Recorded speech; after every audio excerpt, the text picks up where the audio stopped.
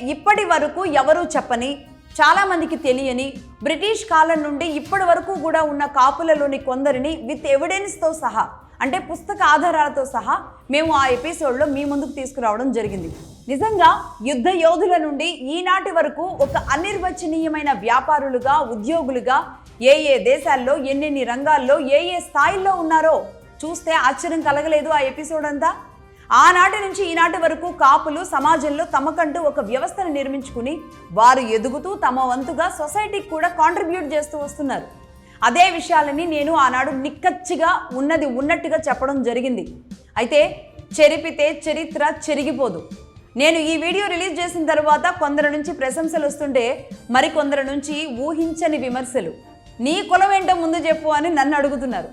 ఒక కులం చరిత్రని ఉన్నది ఉన్నట్టుగా చెప్పినందుకు ఇష్టం వచ్చినట్టు భాష కూడా మాట్లాడుతూ, బూతులు తిడుతూ, దీన్ని ట్రోల్ చేస్తూ మెసేజ్లు చేస్తున్న వాళ్ళని ఏమనాలో కూడా నాకు అర్థం కావట్లేదు. అసలు నేను దాన్ని పట్టించుకోవాలని కూడా అనుకోవట్లేదు.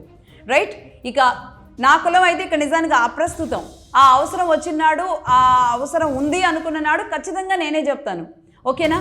ఇక ఇప్పుడు కూడా ఇదే కాపుల చరిత్ర పార్ట్ 2 తీసుకురావడం వెనుకున్న ఉద్దేశం ఏంటి అంటే, మొన్న ఎపిసోడ్లో నేను చెప్పాను దేశవ్యాప్తంగా 4000 నుంచి 5000 మంది సివిల్ సర్వీసెస్లో పనిచేస్తున్నారని చెప్పాను కదా. అసలు ఏ ఏ స్థాయిలో సివిల్ సర్వీసెస్లో వీళ్ళంతా ఉన్నారు అని లెక్క తీస్తే నేను మొన్న చెప్పిన నెంబర్ ఏదైతే ఉందో అది చాలా చిన్నదండి. అంటే వ్యవస్థల్లో ఐపీఎస్లుగా, ఐఏఎస్లుగా వేళ్ళు ఉనుకుపోయి ఉన్నారు చాలామంది కాపులు. ఇదంతా ఇప్పుడు నేను చెప్పిందంతా కూడా, ఇప్పుడు నేను చెప్పబోయేది కూడా అంతా ఒక క్రీమీ లేయర్ మాత్రమే.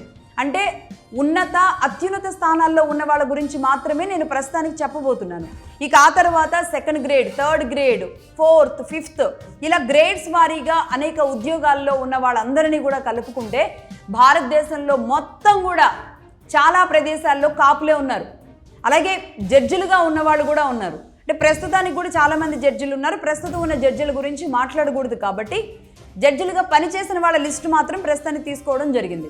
ఐపీఎస్లు, ఐఏఎస్లు, జడ్జెస్, అలాగే పద్మ అవార్డ్స్ తీసుకున్న వాళ్ళు తెలుగు రాష్ట్రాల్లో మాత్రమే కాకుండా ఇంకా ఏ ఏ రాష్ట్రాల్లో ఉన్నారు అదంతా కూడా ఈ ఎపిసోడ్లో సిద్ధం చేశాను. ఇప్పటి వరకు ఆ ఎపిసోడ్ తర్వాత నుంచి పార్ట్ 2 గురించి ప్లాన్ చేసుకుంటూ ఇది కూడా సిద్ధం చేశాను.